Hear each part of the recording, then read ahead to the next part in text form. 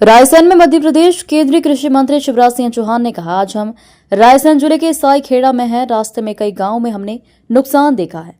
पिछले 50 सालों में इतनी बारिश और बाढ़ कभी नहीं आई। जिनके घर नष्ट हो गए हैं उनका सर्वेक्षण करवाकर हम उनके लिए तत्काल व्यवस्था करेंगे।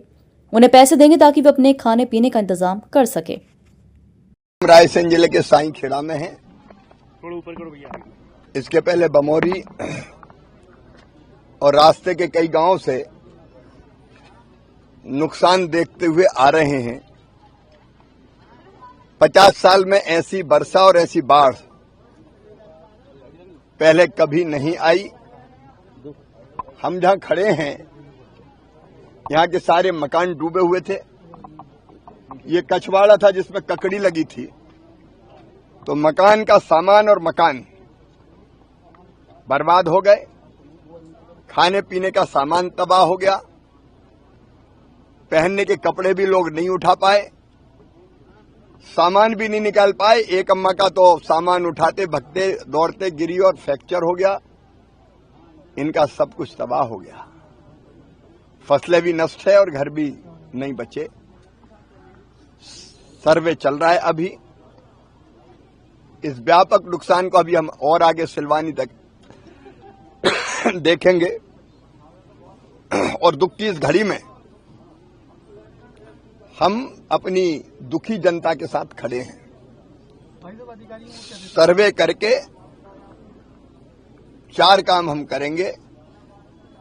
नंबर 1, सर्वे करके तात्कालिक व्यवस्था उनकी जिनके मकान पूरी तरह से नष्ट हो गए, क्योंकि मकान एक दिन में 1 महीने में नहीं बनता और पूरी बरसात अभी सिर पर है।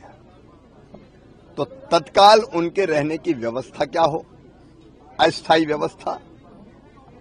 उनके खाने पीने के सामान का इंतजाम हो जाए, कपड़े लत्तों का इंतजाम हो जाए राशि के रूप में ही, ताकि उनकी जिंदगी चल सके। और बाद में जिनके मकान का पूरी तरह से नुकसान हुआ है उनको मकान बनाने के लिए भी राशि दी जाएगी। तो क्षति का आकलन ईमानदारी से हो और जो सर्वे होगा वो बाकायदा पंचायत भवन पे चिपकाया जाएगा कि इनके नाम है, ताकि सर्वे में पारदर्शिता रहे।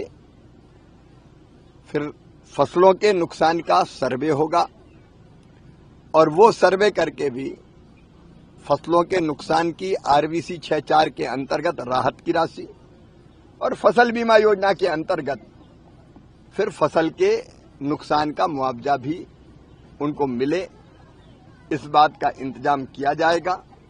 भारत सरकार ऐसी परिस्थितियों से निपटने के लिए राज्य सरकारों को एसडीआरएफ के तहत राशि पहले से आवंटित करती है। 75% भारत सरकार का और 25% राज्य सरकार का पैसा उसमें होता है। तो इस सर्वे के साथ साथ पहले प्रारंभिक राशि का वितरण होगा जिसमें भोजन और बाकी व्यवस्थाएं चलती रहे, और बाद में फिर व्यापक सर्वे करके नुकसान की भरपाई, घर ठीक होंगे, फसल का मुआवजा दिया जाएगा। संकट है, तकलीफ है, लेकिन संकट की घड़ी में हम अपनी जनता के साथ खड़े हैं और संकट के पार अपनी जनता को निकाल कर ले जाएंगे।